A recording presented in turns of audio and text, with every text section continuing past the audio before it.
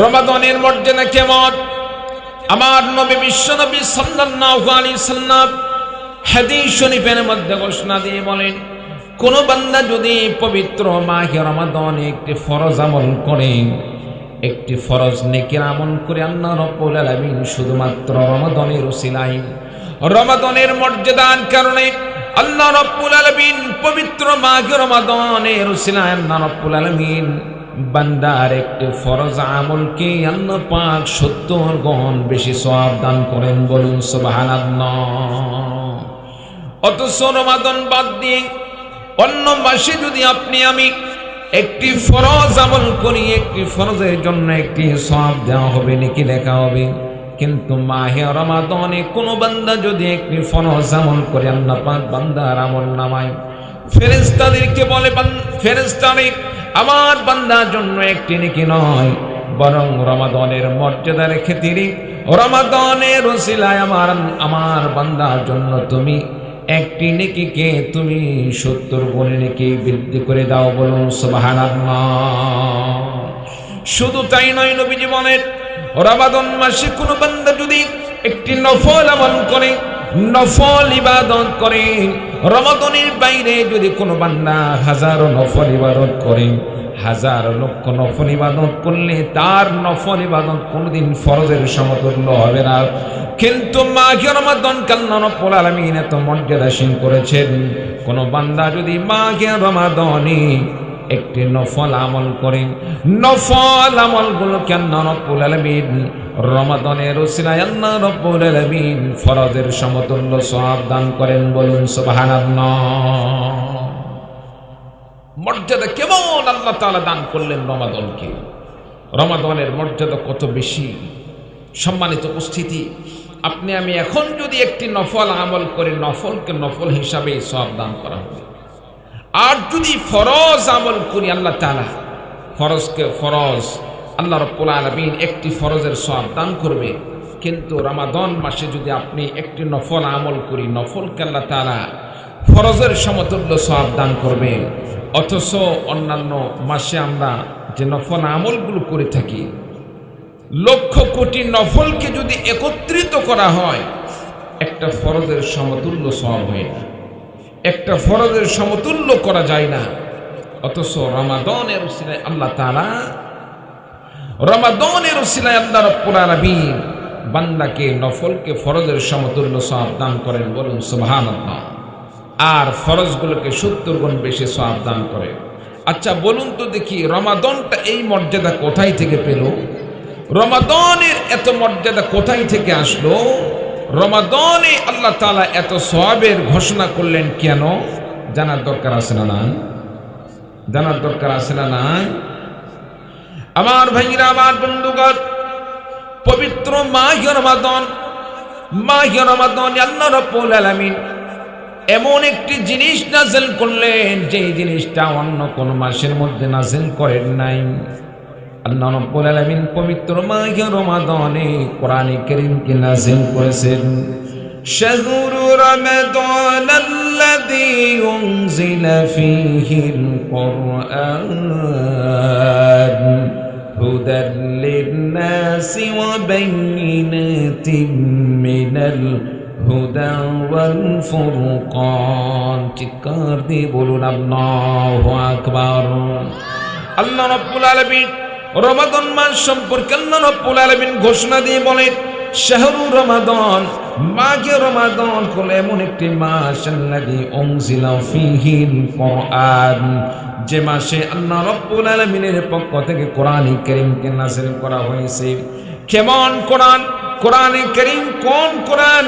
হুদাল লিন-নাস, এমন কোরআনে কারীমকে আল্লাহ রাব্বুল আলামিন নাযিল করেছেন যে কোরআনে কারীম গুলো হুদাল লিন-নাস, মানুষদের জন্য হেদায়েত, ওয়া বাইয়িনাতিন মিনাল হুদা ওয়াল ফুরকান, মানুষদের জন্য শুধু হেদায়েতই নয়, মানুষদের জন্য আল্লাহ রাব্বুল আলামিন কোরআনে কারীমকে তো হেদায়েতের জন্য দান করেছেন, আর সাথে সাথে মানুষের সামনে কোনটা হক কোনটা বাতিল, কোনটা সত্য কোনটা মিথ্যা, হক বাতিল এবং সত্য মিথ্যার মধ্যে পার্থক্য করার জন্য যে প্রমাণের দরকার, যে দলিলের দরকার, আল্লাহ রাব্বুল আলামিন সেই দলিল হিসাবে কোরআনে কারীমকে আল্লাহ রাব্বুল আলামিন বান্দার সামনে বাইনাত হিসাবে নাযিল করেছেন। বলুন সুবহানাল্লাহ। কোরআনে কারীমকে আল্লাহ রাব্বুল আলামিন বাইনাত হিসাবে দান করেছেন, আল্লাহ রাব্বুল আলামিন প্রমাণ হিসাবে দান করেছেন। আমরা যখন স্বর্ণ খাঁটি না ভেজাল এটাকে নির্ণয় করতে চাই, নির্ণয় করতে গেলে আমাদেরকে কোষ্টি পাথরের দরকার হবে। কি বলেন ভাই? তারপরে প্রত্যেকটা জিনিস সেটাকে পিওর নাকি ভেজাল যুক্ত এটাকে যাচাই বাছাই করতে গিয়ে আমাদেরকে কোনো যন্ত্রের সম্মুখীন হতে হয়। দুধ সেটা ভেজাল যুক্ত নাকি নির্ভেজাল এটাকেও নির্ণয় করার মতো একটি আপনার মিটার বাইর করা হয়েছে, যেটা দেওয়ার সাথে সাথে আপনার দুধ আসলে খাঁটি নাকি ভেজাল যুক্ত সেটা স্পষ্ট হয়ে যাবে। আমার ভাইরা, আমার বন্ধুগণ, ঠিক তেমনি ভাবে দুনিয়াতে ইমানদার বান্দারা চলতে গেলে কোনটা সত্য, কোনটা মিথ্যা, কোনটা হক, কোনটা হালাল, কোনটা হারাম সব কিছুকে যাচাই বাছাই করার জন্য আল্লাহ রাব্বুল আলামিন যে বিধান দান করলেন সে বিধানের নাম হলো পবিত্র কোরআনে কারীম। বলুন সুবহানাল্লাহ। কোরআনে কারীম আল্লাহ তাআলা হক বাতিলকে যাচাই বাছাই করার জন্য দান করেছে।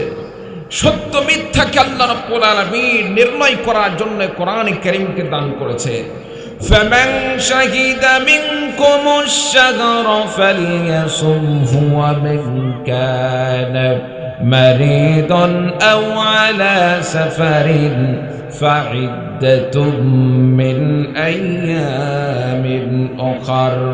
আল্লাহ রাব্বুল আলামিন মাহে রমাদানে কোরআনে কারীমকে নাযিল করার কারণে আল্লাহ রাব্বুল আলামিন মাহে রমাদানের মর্যাদা এত বৃদ্ধি করে দিলেন, কোন মুমিন বান্দা যখন মাহে রমাদান পাবে, মাহে রমাদান পাওয়ার পরে আল্লাহ রাব্বুল আলামিনের মুমিন বান্দার জন্য আল্লাহ পাকের পক্ষ থেকে নির্দেশ ফরমান হলো যে ব্যক্তি রমাদান পাইল, রমাদান পাওয়ার সঙ্গে সঙ্গে মুমিন বান্দা যেন রমাদান মাসের সিয়াম পালন করে, রোজা আদায় করে।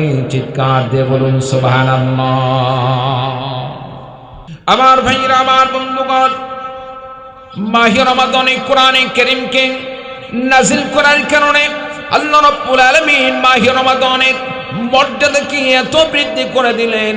বান্দা তুমি যদি মাহে রমাদানকে পাও, রমাদান মাসের রোজা পালন করবে, আল্লাহ রাব্বুল আলামিন বান্দার জন্য কোনো জিনিসকে কঠিনভাবে বান্দার জন্য চাপিয়ে দেন না। আল্লাহ রাব্বুল আলামিন বান্দার জন্য কোনো আমলকে অসাধ্যকর অবস্থায় চাপিয়ে দেন না। আমার ভাইরা, আমার বন্ধুগণ, এরপরে আল্লাহ রাব্বুল আলামিন ঘোষণা দিয়ে বলেন ফালিয়াসুমহু ওয়া মান কানা মারিদান আও আলা সাফারিন ফাইদ্দাতুম মিন আইয়ামিন উখর। বান্দারে, তোমাদের মধ্যে কোন মানুষ রমাদানকে পাওয়ার পরে এমন হতে পারে রমাদান পাইল কিন্তু সে ব্যক্তি অসুস্থ অবস্থায় আমাদের জন্য রোজা পালন করা কষ্টকর। কি বলেন ঠিক কিনা? রোজা রাখা কষ্টকর। আল্লাহ পাক যদি চাপিয়ে দিতেন আমি বুঝি না। তুমি অসুস্থ থাকো আর সুস্থ থাকো, রমাদানের রোজা রাখতেই হবে, এই রকম ভাবে আল্লাহ রাব্বুল আলামিন যদি চাপিয়ে দিতেন আমাদের জন্য, আমরা যদি অসুস্থ হয়ে যেতাম, অসুস্থ অবস্থায় রোজা রাখা আমাদের জন্য কষ্টকর হয়ে যেত। চিন্না বলুন ঠিক কিনা? আল্লাহ রাব্বুল আলামিন ঘোষণা দিয়ে দিলেন বান্দারে, তুমি যদি অসুস্থ হয়ে যাও, অসুস্থ অবস্থায় তোমাকে রোজা পালন করতে হবে না। তুমি যদি অসুস্থতার কারণে রমাদান মাসে রোজা আদায় করতে না পারো, রমাদান মাসে রোজা না রেখে রমাদানের পরে পরবর্তী রমাদান আসার আগ পর্যন্ত এই সময়ের মধ্যে যদি তুমি রোজা কাজা করে নাও, পরবর্তী সময় রোজা তুলে নাও, আমি আল্লাহ রাব্বুল আলামিন রমাদান মাসে রোজা রাখলে তোমার জন্য যে সওয়াব নির্ধারণ করেছি, আমি আল্লাহ রাব্বুল আলামিন তোমার জন্য সেই সওয়াব দান করব। বলুন সুবহানাল্লাহ।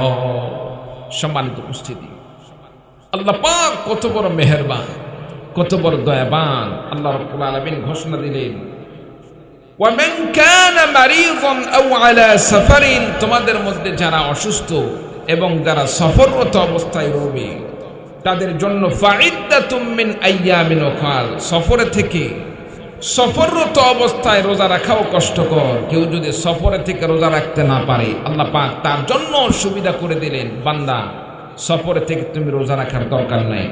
রমাদানের পরে, সফর থেকে ফিরে আসার পরে রমাদান মাসে যে রোজাটা আদায় করতে পারলে না, রমাদানের পরে সেই রোজা পালন করবে, বলেন সুবহানাল্লাহ। সম্মানিত উপস্থিতি, তাহলে আল্লাহ তাআলা কোরআন কারীমকে নাযিল করেছেন কোন মাসে? কথা বলতে হবে ভাই, কোন মাসে? পেছনের ভাইরা বলেন তো দেখি, কোরআন আল্লাহ তাআলা কোন মাসে নাযিল করছেন? জোরে বলেন। রমাদান মাসে। আরো চিৎকার দিয়ে বলেন, কোন মাসে? রমাদান মাসে। একটু মুখ খুললে আলোচনা করেও শান্তি পাবো, আপনাদেরকে ভালো লাগবে। কি বলেন ভাই, ঠিক কিনা? রমাদান মাসে কোরআন কারীম নাযিল হলো। রমাদান মাসের কোন সময় আল্লাহ কোরআন নাযিল করলেন? রমাদান মাস তো একটি দিন আর একটি রাত্রির মাস নয়। আল্লাহ রাব্বুল আলামিন রমাদান মাসে আল্লাহ পাক 30টি দিন রেখেছেন, 30টি রাত্রি রেখেছেন। এই সময়ের মধ্যে কোন সময় আল্লাহ কোরআন নাযিল করলেন? আল্লাহ রাব্বুল আলামিন মাহে রমাদানের প্রত্যেকটা দিন আল্লাহ পাক কোরআনে কারীম নাযিল করেন নাই। আল্লাহ রাব্বুল আলামিন মাহে রমাদানের কোন একটি রাত্রিতে নাযিল করেছেন। সেই রাত সম্পর্কে আল্লাহ পাক কোরআনে কারীমের মধ্যে ঘোষণা দিয়ে বলেন, ইন্না আনজালনাহু ফি লাইলাতিল কদর ওয়া মা আদরাকা মা লাইলাতুল কদর। আল্লাহ রাব্বুল আলামিন ঘোষণা দিয়ে বললেন, আমি আল্লাহ রাব্বুল আলামিন কোরআনে কারীমকে নাযিল করেছি। আমি আল্লাহ পাক লাইলাতুল কদর, কদরের মতনিতে কোরআনে কারীমকে নাযিল করেছি। নবীজিকে লক্ষ্য করে বললেন, ওয়া মা আদরাকা মা লাইলাতুল কদর, নবী গো আপনি কি জানেন লাইলাতুল কদর কি? আল্লাহ রাব্বুল আলামিনের পরে নবীজি সাল্লাল্লাহু আলাইহি ওয়াসাল্লামকে এবার লাইলাতুল কদর সম্পর্কে ঘোষণা দিয়ে জানিয়ে দিলেন, লাইলাতুল কদরি খায়রুম মিন আলফি শাহর। লাইলাতুল কদর হলো এমন একটি রজনী, এমন একটি রাত্রি, যেই রাত্রিতে কোনো বান্দা যদি আমল করে, ইবাদত করে, আল্লাহ পাককে খুশি করার জন্য, জান্নাত পাওয়ার আশায় আমল করে, আল্লাহ রাব্বুল আলামিন শুধুমাত্র লাইলাতুল কদরের ইবাদতের উসিলায়, লাইলাতুল কদরের আমলের উসিলায় আল্লাহ রাব্বুল আলামিন তাকে এত বেশি সওয়াব দান করবেন। কোন বান্দা যদি লাগাতার 1000 মাস ইবাদত করলে যে পরিমাণ সওয়াব অর্জন করতে পারে, আল্লাহ রাব্বুল আলামিন শুধুমাত্র লাইলাতুল কদরে আমল করার উসিলায় 1000 মাস লাগাতার ইবাদত করলে যে পরিমাণ সওয়াব হবে, আল্লাহ পাক তার চাইতে বেশি সওয়াব দান করবেন, বলুন সুবহানাল্লাহ। সম্মানিত উপস্থিতি, এর চাইতে বড় চাওয়া পাওয়ার কি হতে পারে? আল্লাহ তাআলা লাইলাতুল কদর শুধুমাত্র উম্মতে মুহাম্মাদিয়ার জন্য দান করেছেন। উম্মতে মুহাম্মাদিয়ার জন্য আল্লাহ তাআলা লাইলাতুল কদর দান করেছেন। অন্য কোন নবীর উম্মতকে এমন মর্যাদাপূর্ণ রাত্রি দান করেন নাই। লাইলাতুল কদর সামনে আসতেছে। সম্মানিত উপস্থিতি, রমাদান মাস সামনে আসতেছে।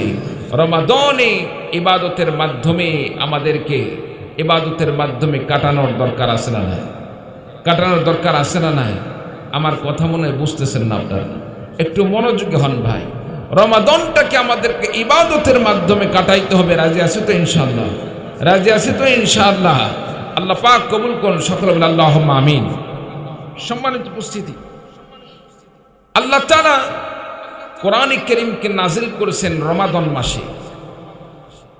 লাইলাতুল কদরে আল্লাহ কোরআনে কারীম নাযিল করলেন। আচ্ছা, কি কোরআনে কারীমকে নাযিল করার উদ্দেশ্য, কোরআনে কারীম নাযিল করার উদ্দেশ্য কি লাইলাতুল কদর ছিল? কোরআনে কারীম নাযিল করার উদ্দেশ্য কি রমাদান মাস ছিল? মাসের জন্য কি আল্লাহ কোরআন নাযিল করেছেন নাকি মানুষের জন্য? কথা বলেন, আরো আসতে বলেন।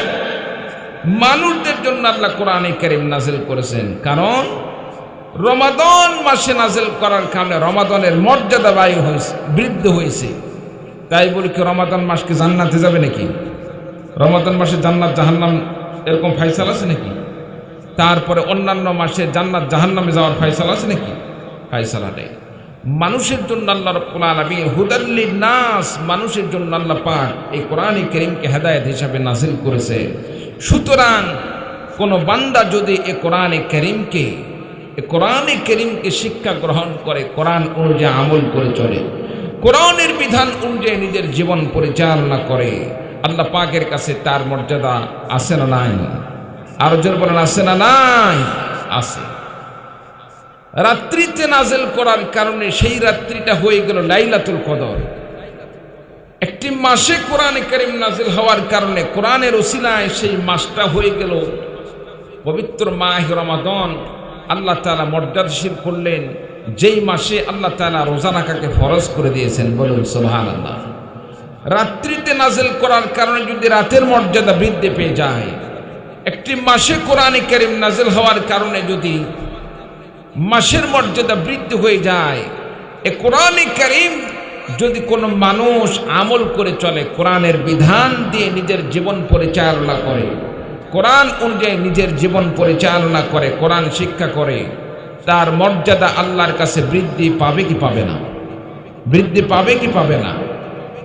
আমার ভাইরা, আমার বন্ধুগণ, কোরআনে কারীম তেমন একটি বিধান, কোরআনে কারীম এমন একটি কিতাব যে সম্পর্কে আল্লাহ রাব্বুল আলামিন কোরআনে কারীমের মধ্যে ঘোষণা দিয়ে বলেন, যালিকাল কিতাবু লা রাইবা ফীহি হুদাল লিল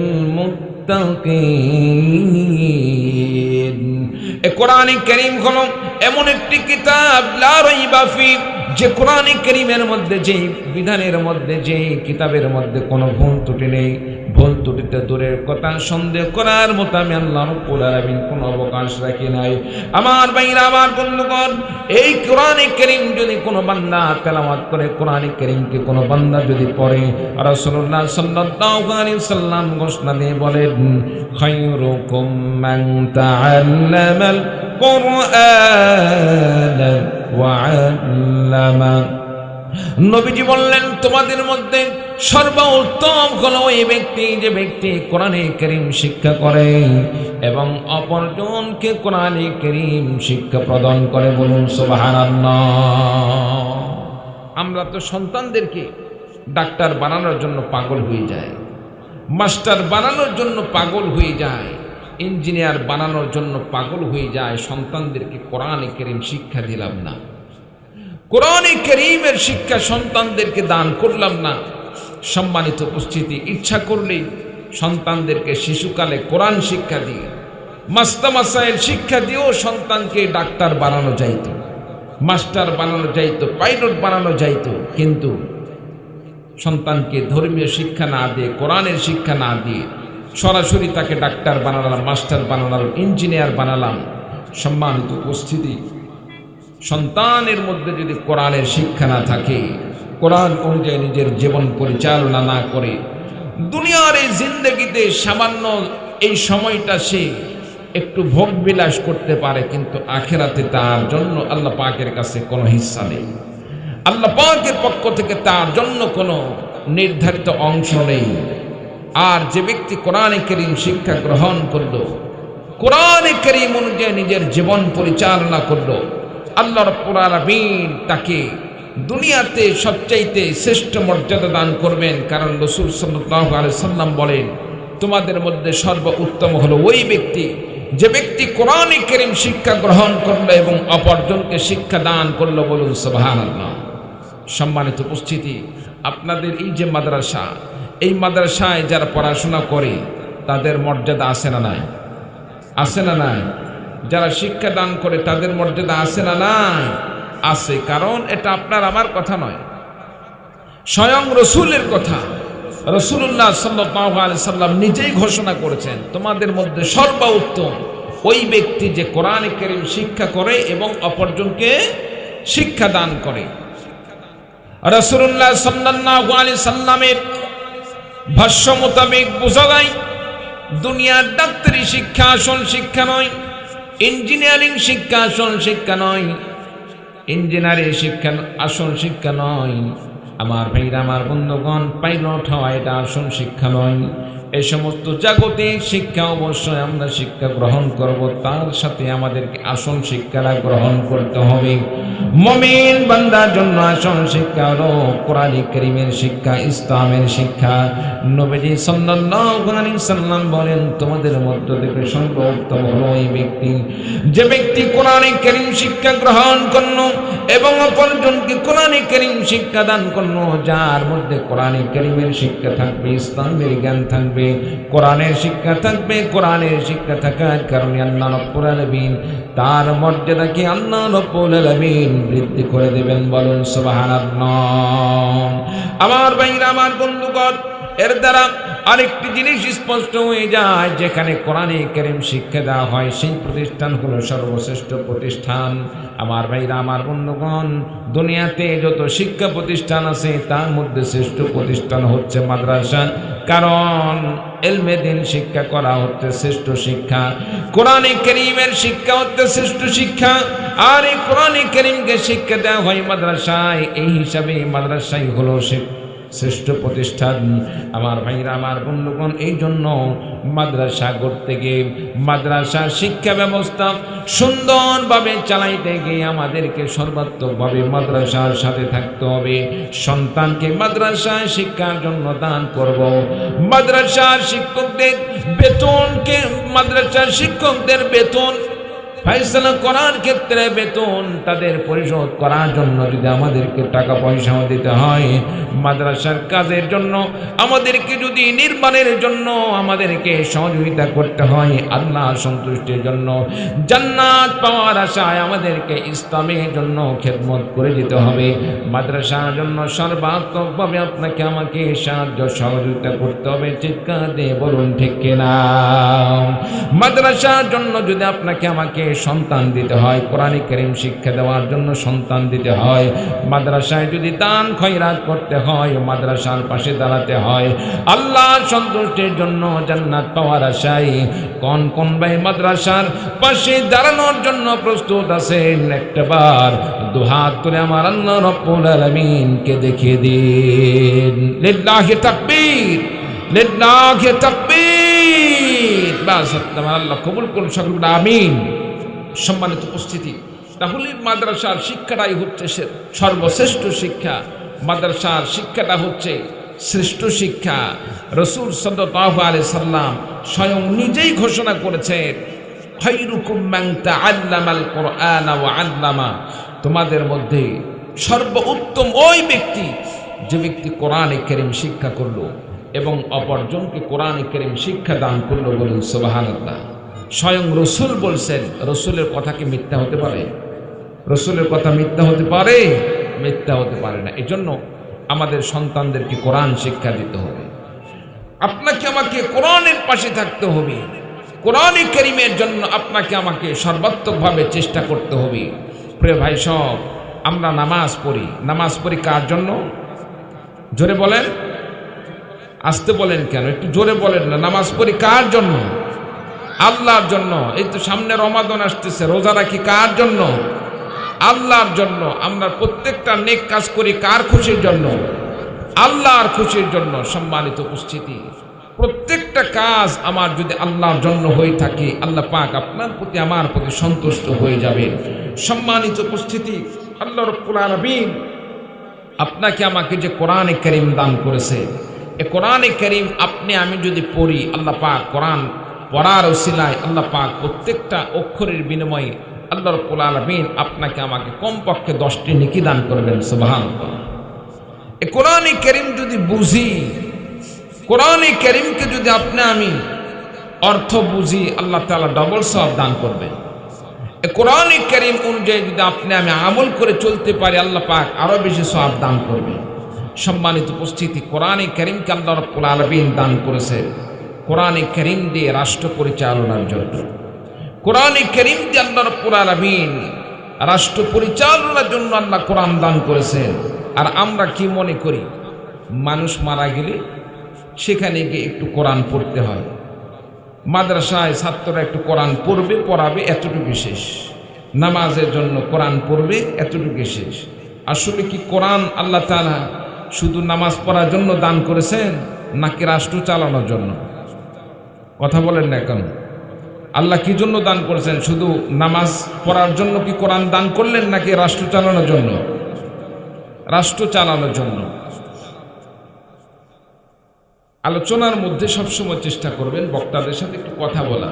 কথা বললে আলোচনা ভালো করা যায়, কথা না বললে আলোচনার মোট ওই রকম ভাবে পাওয়া যায় না। সম্মানিত উপস্থিতি, আসলে প্রত্যেকটা জিনিসের একটি সিস্টেম আছে।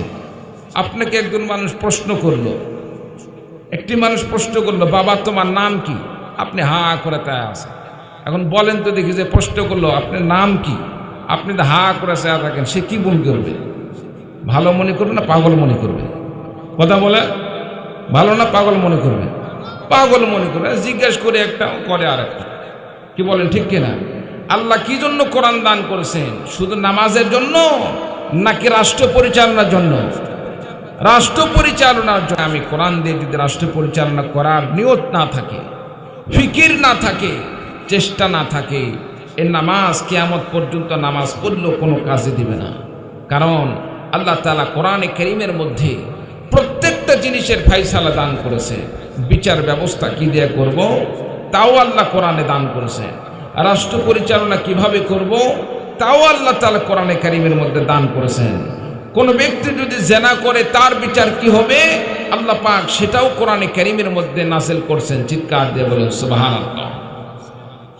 আমার ভাইরা, আমার বন্ধুগণ, যে বান্দা কোরআনে কারীমকে পাওয়ার পর কোরআনে কারীমকে ভালোবাসলো, কোরআন অনুযায়ী আমল করে চলল, কোরআনের প্রতি বিশ্বাস স্থাপন করলো, কোরআনে কারীম অনুযায়ী নিজের জীবন পরিচালনা করলো, আল্লাহ রাব্বুল আলামিন তাদের সম্পর্কে বলেন, ইয়া ইবাদি লা খাউফুন আলাইকুমুল ইয়াওমা ওয়া লা আনতুম তাহজানুন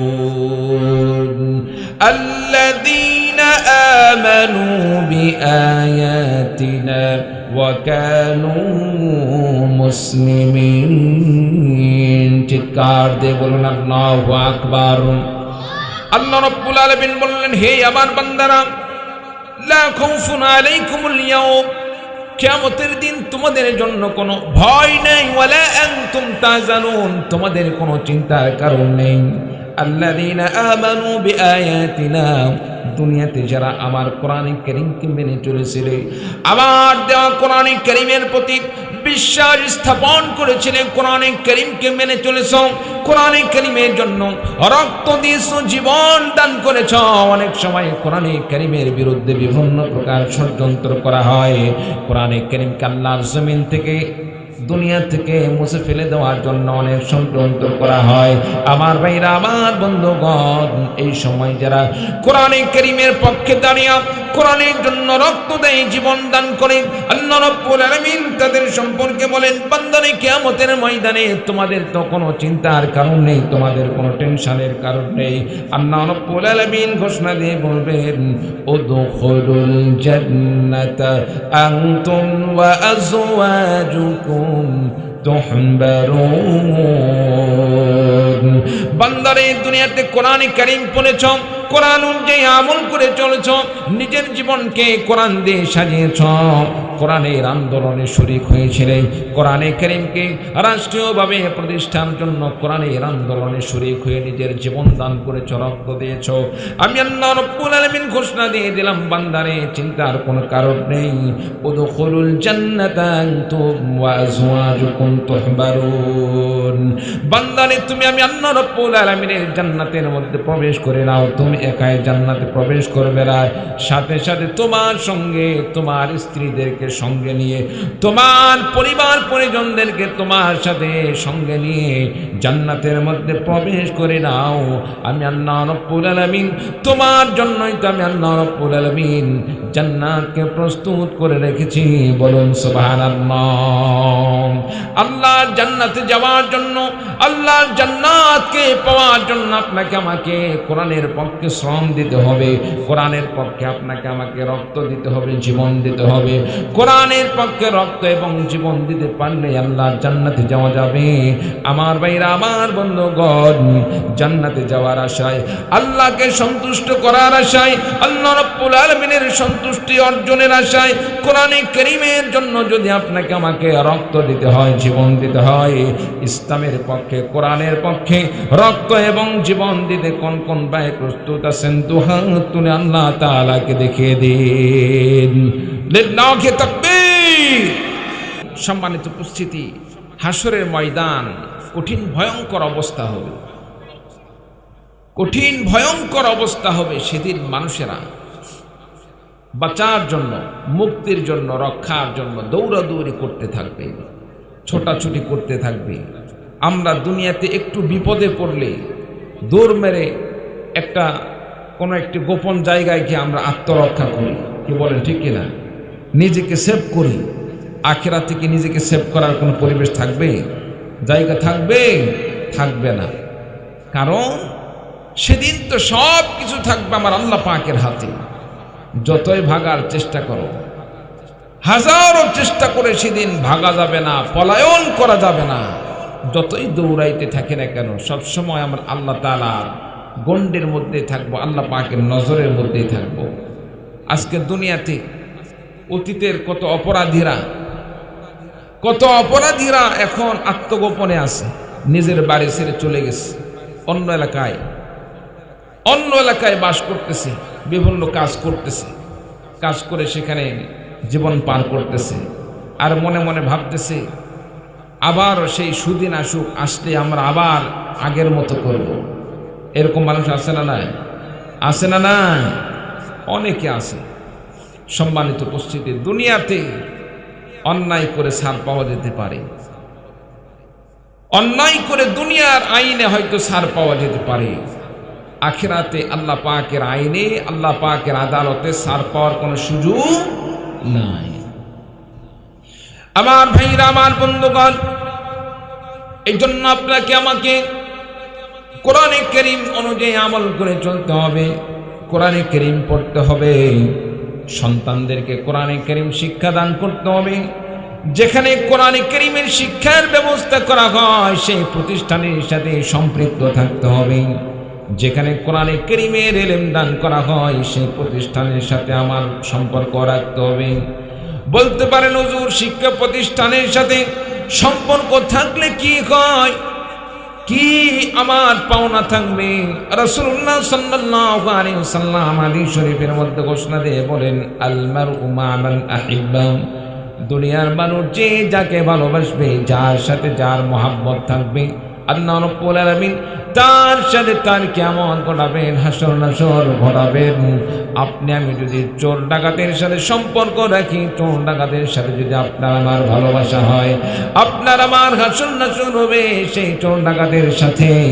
আর যদি আপনি আমি মাদ্রাসার সাথে সম্পর্ক রাখি, আপনি আমি আলেমদের সাথে যদি সম্পর্ক রাখি, আপনি আমি যদি মাদ্রাসা মসজিদের সাথে সম্পর্ক রাখি, আল্লাহ রাব্বুল আলামিন আপনাকে আমাকে কঠিন কিয়ামতের ময়দানে আলেমদের সাথে হাসর নাসর করবেন, মাদ্রাসার ছাত্রদের সাথে হাসর নাসর করবেন। জান্নাতে আল্লাহ রাব্বুল আলামিন আপনাকে আমাকে আলেমদের সাথে কবুল করে, আল্লাহ রাব্বুল আলামিন মাদ্রাসা মসজিদের সাথে আলেম, আল্লাহ পাক ছাত্রদের সাথে, উলামা তোলাবাদের সাথে আল্লাহ পাক হাসর নাসর করে জান্নাতে যাওয়ার মতো আল্লাহ রাব্বুল আলামিন ব্যবস্থা করে দেবেন। বলুন সুবহানাল্লাহ। আর যে বান্দা কোরআনে কারীম পাইল, কোরআনে কারীম পাওয়ার পরে কোরআন অনুযায়ী আমল করে চলল না, কোরআনে কারীমকে পাওয়ার পর কোরআনে কারীম থেকে মুখ ফিরে নিল, কোরআন অনুযায়ী নিজের জীবন করল না, একটা দিন কোরআনে কারীম পড়ল না, সন্তানদেরকে কোরআনে কারীম শিক্ষা দান করল না, কোরআনে কারীমকে কাপড় দিয়ে পেঁচে আলমারির উপর রেখে দিয়েছে। মাসের পরে মাস যায়, বছরের পরে বছর যায়, একটা দিন কোরআনে কারীম খোলার মতো তার সুযোগ হয় না। এইরকম মুমিন বান্দা মুসলমান আমাদের দেশে আছে না? সম্মানিত উপস্থিতি, কোরআনে কারীম কিনলাম, কোরআনে কারীম কিনে নিয়ে এসে আলমারির উপর রেখে দিলাম, টাকির উপর রেখে দিলাম, মাসের পরে মাস চলে যাচ্ছে, বছরের পরে বছর চলে যাচ্ছে, কোরআনের সাথে কোনো সম্পর্ক নেই, কোরআন খুললাম না, কোরআন পড়লাম না, কোরআনের দিকে একটা বার তাকালাম না। অন্ততপক্ষে কোরআনে কারীমের উপর যে ময়লাটা পড়ে এটা তো আমরা পরিষ্কার করতে পারি, কি বলে ঠিক কিনা? কোরআন পড়তে পারি না, কোরআনের সম্মানে, কোরআনের ভালোবাসায় কোরআনকে অন্ততপক্ষে একটা বার যদি চুম্বন করি, আল্লাহ পাক এর ওসিলায় আল্লাহ পাক মাফ করে দিতে পারেন, কি বলেন ঠিক কিনা? আমার ভাইরা, আমার বন্ধুগণ, যে বান্দা কোরআনে কারীম পড়ল, যে বান্দা কোরআনে কারীম পড়ল, তার সম্পর্কে রাসূলুল্লাহ সাল্লাল্লাহু আলাইহি ওয়াসাল্লাম হাদিস শরীফের মধ্যে ঘোষণা দিয়ে বলেন, মান ক্বারাআল কুরআন ফাস্তাযহারাহু ফাআহাল্লা হালালাহু ওয়া হাররামা হারামাহু أدخله الله الجنة وشفعه في عشرة من أهل بيته كلهم قد وجبت له النار। আমার নবী বিশ্ব নবীজি ঘোষণা দিয়ে বলেন, মান ক্বারাআল কুরআন, যে বান্দা কোরআনে কারীম পড়ল, কোরআনে কারীম পড়ল, ফাস্তাযকারাহু, কোরআনে কারীম পড়ার সাথে সাথে আত্মশুদ্ধি অর্জন করল। আমার ভাইরা, আমার বন্ধুগণ, আত্মশুদ্ধির বিষয়টা কি? আত্মশুদ্ধি হলো এমন অন্তরটাকে পরিষ্কার করলো। আমার ভাইরা, আমার বন্ধুগণ, দুনিয়ার যে কোনো জিনিস ময়লা হলে সেটাকে পরিষ্কার করতে হয়। যেমন কাপড় যদি ময়লা হয়ে যায়, সাবান দিয়ে আমরা কাপড়টাকে পরিষ্কার করি, ডিটারজেন্ট পাউডার দিয়ে আমরা নিজের শরীরের কাপড়টাকে পরিষ্কার করি। গা যদি, চামড়া যদি ময়লাযুক্ত হয়ে যায়, গায়ে সাবান দেওয়ার মাধ্যমে আমরা পরিষ্কার করি। আমার ভাইরা, আমার বন্ধুগণ, ঠিক তেমনি ভাবে একটা লোহা যদি ময়লাযুক্ত হয়, লোহায় যদি আমরা সাবান দিই, লোহা পরিষ্কার হবে না। লোহার মধ্যে যদি জাং লেগে যায়, লোহাকে পরিষ্কার করার জন্য একটি বস্তু রয়েছে। লোহাকে পরিষ্কার করতে হলে আমাকে অবশ্যই একটি জিনিস প্রয়োগ করতে হবে, হয়তো রাত দিয়ে ঘষতে হবে, নয়তো বা সেখানে যদি আমি কেরোসিন ইত্যাদি দিয়ে লোহাটা পরিষ্কার হয়ে যাবে। ঠিক তেমনি ভাবে আল্লাহ রাব্বুল আলামিন আপনার আমার একটি অন্তর দান করেছেন, কলব দান করেছেন। এই বান্দারা যখন গুনাহ করে, গুনার মধ্যে লিপ্ত হওয়ার কারণে এই অন্তরটাও ময়লাযুক্ত হয়ে যায়। ইন্না হাযিহিল কুলুবা তাস্তাউ কামা ইয়াস্তাউল হাদীদ কিলা ইয়া রাসূলুল্লাহ ওয়া মা জিলাউহা। নবীজি বললেন, নিঃসন্দেহে এই অন্তরটাও ময়লাযুক্ত হয়ে যায়, যেমন নাকি লোহাগুলো অনেক সময় পানিতে স্পর্শ হওয়ার কারণে লোহা জাং ধরে যায়।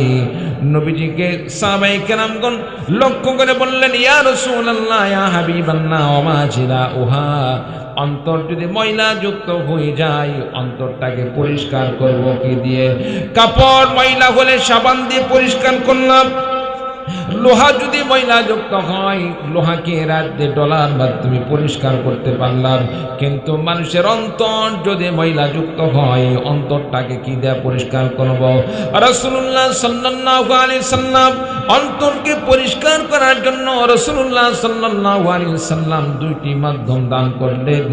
রাসূলুল্লাহ সাল্লাল্লাহু আলাইহি সাল্লাম ঘোষণা দিয়ে বললেন, কাসরাতু যিকরুল মাউত ওয়া তিলাওয়াতিল কুরআন। কোন বান্দা যদি বেশি বেশি করে মৃত্যুর কথা স্মরণ করে এবং সাথে সাথে কোরআনে কারীম তেলাওয়াত করে, কোরআনে কারীম তেলাওয়াতের মাধ্যমে আল্লাহ রাব্বুল আলামিন বান্দার অন্তরের গুনাহগুলোকে, আল্লাহ রাব্বুল আলামিন ময়লাগুলোকে পরিষ্কার করে দেন। বলুন সুবহানাল্লাহ। কোরআনে কারীম তেলাওয়াত করলে, কোরআনে কারীম পড়লে আল্লাহ পাক বান্দার অন্তরকে পরিষ্কার করে দেন, আল্লাহ পাক গুনাহমুক্ত করে দেন। আল্লাহ রাব্বুল আলামিন বান্দার আত্মাকে আল্লাহ পাক গুনাহমুক্ত করেন, পরিষ্কার করে দেন। বলুন সুবহানাল্লাহ। আমার ভাইরা, আমার বন্ধুগণ, তাহলে বোঝা গেল কোরআনে কারীম তেলাওয়াত করলে আল্লাহ রাব্বুল আলামিন কোরআনে কারীমের তেলাওয়াতের মাধ্যমে আল্লাহ পাক বান্দার অন্তরকে আল্লাহ রাব্বুল আলামিন পরিষ্কার করে দিবেন, আল্লাহ পাক পরিচ্ছন্ন করে দিবেন। আমার ভাইরা, আমার বন্ধুগণ, এরপরে কি করতে হবে? কোনো বান্দা যদি কোরআনে কারীম পড়ে, কোরআনে কারীম পড়ার মাধ্যমে তো আল্লাহ তার অন্তরকে আত্মশুদ্ধ করে দিবেন, পরিষ্কার পরিচ্ছন্ন করে দিবেন। এরপরে নবীজি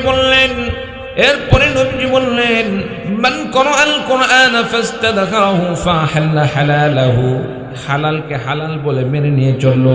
আল্লাহ পাক যে সমস্ত জিনিসকে হালাল হিসাবে দান করলেন সেগুলোকে হালাল হিসাবে মেনে নিয়ে চললো। আপনি আমি গরু ছাগলের গোশত খাই, গরু ছাগলের গোশত হালাল না হারাম? কথা বলেন, হালাল না হারাম? গরু ছাগলের গোশত আল্লাহ পাক হালাল বানিয়ে দিয়েছেন। এই গরু ছাগলকে যদি আল্লাহর নাম নিয়ে জবাই না করে যদি ওই বিধর্মীদের বিভিন্ন প্রকার দেবদেবীর নাম নিয়ে জবাই করা হয়, এই গরু ছাগলের গোশত তখন হালাল থাকে না, হারাম হয়ে যায়। চিন্তা বলুন ঠিক কিনা? আল্লাহ পাক যেটাকে হালাল হিসাবে ঘোষণা করেছেন, বান্দা সেটাকে হালাল হিসাবে মেনে নেওয়া চলা, এবং যেটাকে আল্লাহ রাব্বুল আলামিন হারাম বলে ঘোষণা করেছেন সেটাকে হারাম হিসাবে মেনে নেওয়া চলা।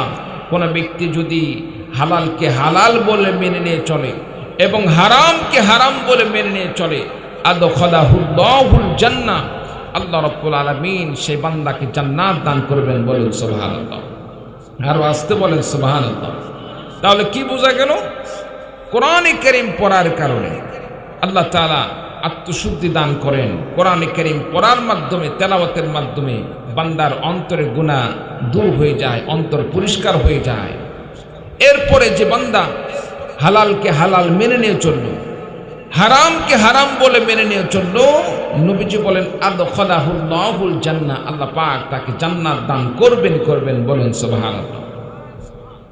وشفعه في عشرة من أهل بيته كلهم قد وجبت لهم النار।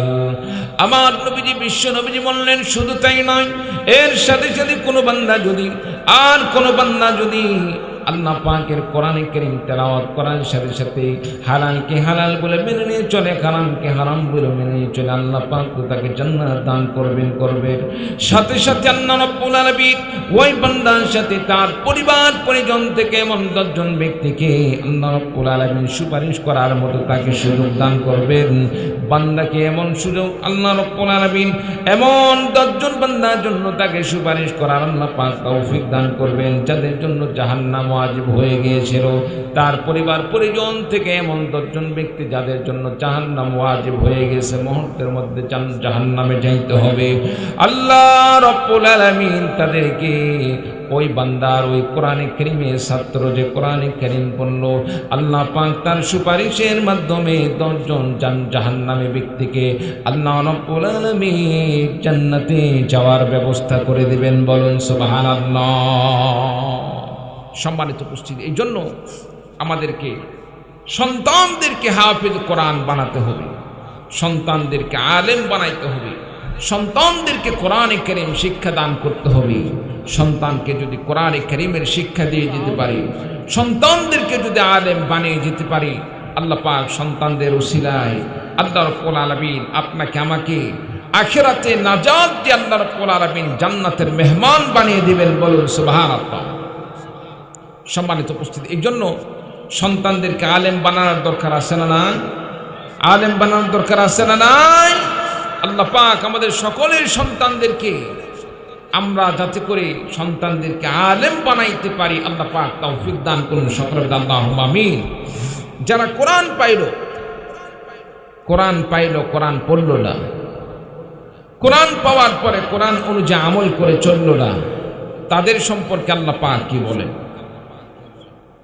ومن أعرض عن ذكري فإن له معيشة ضنكا ونحشره يوم القيامة أعمى। আল্লাহ রাব্বুল আলামিন বলেন ومن أعرض عن ذكري, যে বান্দা আমার জিকির থেকে মুখ ফিরিয়ে নিল, আমার কোরআন থেকে মুখ ফিরিয়ে নিল, কোরআনে কারীম পাইল কিন্তু কোরআন পড়ল না, কোরআনে কারীম পাওয়ার পরে কোরআন বুঝলো না, কোরআন অনুযায়ী আমল করে চললো না। ইচ্ছা করলে বান্দা কোরআনে কারীম দিয়ে রাষ্ট্র পরিচালনা করতে পারত, কিন্তু কোরআনে কারীম দিয়ে সে রাষ্ট্র পরিচালনা করলো না, বরং সে দুনিয়ার কিছু বোতল পাওয়ার জন্য আল্লাহর বিধান বাদ দিয়ে মানবরচিত বিধান দিয়ে আর দাদা বাবুদের খুশি করার জন্য সে মানবরচিত শিরিকযুক্ত বিধান দিয়ে রাষ্ট্র পরিচালনা করলো, আল্লাহর কোরআন থেকে মুখ ফিরিয়ে নিল। এইরকম ধান্দাবাজি দুনিয়াবাজ কোন শাসক দুনিয়াতে আসে না নাই? আর জোরে বলেন আসে না নাই? যারা আল্লাহর বিধান পাওয়ার পরে আল্লাহর বিধান দিয়ে রাষ্ট্র পরিচালনা করে না, আল্লাহর বিধান দিয়ে পরিবার পরিচালনা করে না, আল্লাহ পাক তাদের সম্পর্কে বলেন যারা আমার কোরআনকে পাওয়ার পরে আমার জিকিরকে পাওয়ার পরে জিকির থেকে মুখ ফিরে নিল, ফাইন্না লাহু মাঈশাতান দানকান ওয়া নাহশুরুহু ইয়াওমাল কিয়ামাতি আ'মা। আমি আল্লাহ রাব্বুল আলামিন তাদের জন্য সংকীর্ণময় জীবিকার ব্যবস্থা করে দিব, তাদের রিজিকের মধ্যে আমি আল্লাহ রাব্বুল আলামিন কমতি ঘটিয়ে দিব। আমার ভাইরা, আমার বন্ধুগণ, তার মানে হলো কোরআনকে পাওয়ার পরে কোরআন দিয়ে যদি কেউ আমল না করে, কোরআন অনুযায়ী জীবন পরিচালনা না করে, আল্লাহ পাক তার জীবিকার মধ্যে সংকীর্ণতা ঘটিয়ে দিবেন। আমার ভাইরা, আমার বন্ধুগণ, মনে করেন একজন ব্যক্তি তার পরিবার পরিচালনা করতে গিয়ে, পরিবারকে চালাইতে গিয়ে লাগবে তার 10,000 টাকা। আল্লাহ রাব্বুল আলামিন 10,000 টাকার জায়গায় আল্লাহ পাক তার কামাইয়ের ব্যবস্থা করে দিবেন 5,000। যে জায়গায় খরচ লাগে 10,000, সেখানে যদি কামাই হয় 5,000 টাকা দিয়ে পরিবার পরিচালনা করা যায় না, যার কারণে মানুষের মধ্যে একটি অস্থিরতা ভাব আসে, টেনশন চলে আসে, চিন্তা চলে আসে, কি দিয়ে এই সমস্ত সন্তানদেরকে মানুষ করব, কি দিয়ে পরিবার পরিচালনা করব। আমার ভাইরা, আমার বন্ধুগণ, সেটাই আল্লাহ পাক বলেন যারা কোরআনে কারীম থেকে মুখ ফিরে নিল, আমি আল্লাহ রাব্বুল আলামিন তাদের জীবিকাকে আমি আল্লাহ পাক সম্পূর্ণ করে দিব। ওয়া নাহশুরুহু ইয়াওমাল কিয়ামাতি আ'মা। আর সাথে সাথে যারা কোরআনে কারীম থেকে মুখ ফিরে নিল, আমি আল্লাহ পাক তাদেরকে কঠিন হাসরের ময়দানে, কিয়ামতের ময়দানে আমি আল্লাহ রাব্বুল আলামিন তাদেরকে অন্ধ করে উঠাবো। বলুন নাউযু বিল্লাহ। যারা কোরআনে কারীম পাইল, কোরআনে কারীম পাওয়ার পরে কোরআন পড়ল না, কোরআন অনুযায়ী আমল করে চলল না, কোরআনে কারীম যে প্রতিষ্ঠানে শিক্ষা দেওয়া হয় এই প্রতিষ্ঠানগুলোর সাথে কোনো সম্পর্ক রাখলো না, আল্লাহ পাক বলবেন ওয়ানাহশুরুহু ইয়াওমাল কিয়ামাতি আ'মা। তাদেরকে আমি কিয়ামতের ময়দানে অন্ধ করে উঠাবো। সম্মানিত উপস্থিতি, আপনার আমার 2টি চক্ষু আছে, সুন্দর দুনিয়াকে দেখতেছি, হঠাৎ করে যদি এই 2টি চক্ষু অন্ধ হয়ে যায়, ভালো লাগবে না খারাপ লাগবে? কথা বলেন, ভালো লাগবে না খারাপ লাগবে?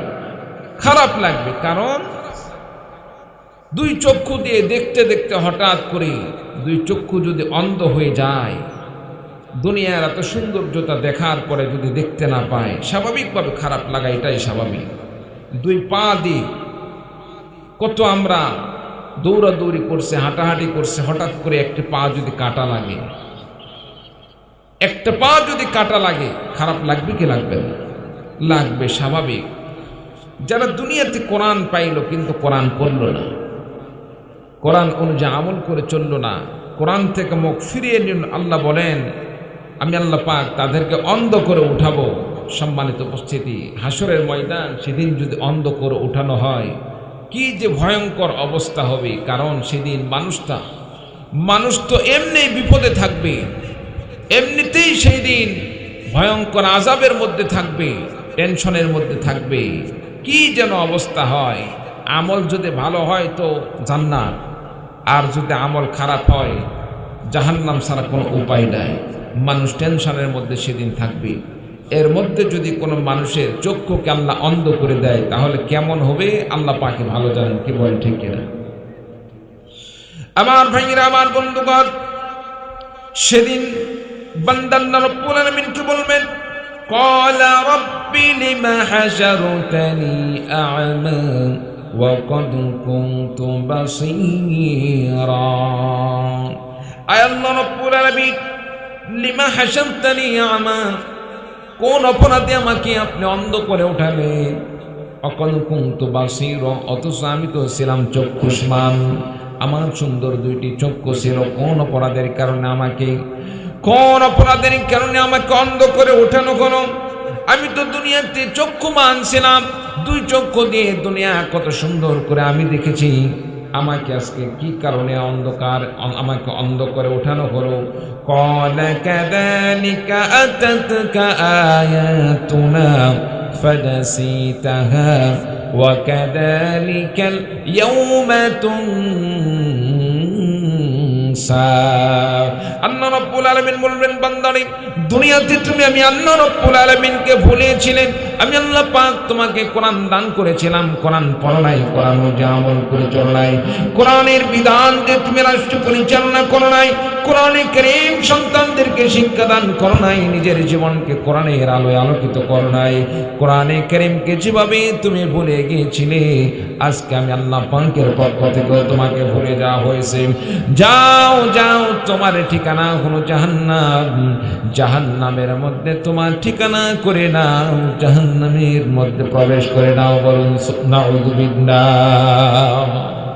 সম্মানিত উপস্থিতি যারা কোরআন পড়বে না যারা কোরআন অনুযায়ী আমল করে চলবে না কোরআন থেকে মুখ ফিরিয়ে নেবে কোরআনের সাথে শত্রুতা করবে আল্লাহ পাক তাদেরকে অন্ধ করে উঠাবেন তাদের স্থান হবে জাহান্নাম বলুন নাউযুবিল্লাহ আল্লাহ পাক আমাদের সকলকে জাহান্নাম থেকে মুক্তির ব্যবস্থা করে দিন ফয়সালা করে দিন সকল বলে আল্লাহুম্মা আমিন আল্লাহ পাক আমাদের সকলকে মুমিন হিসাবে জান্নাতি হিসাবে কবুল করুন সকল বলে আল্লাহুম্মা আমিন।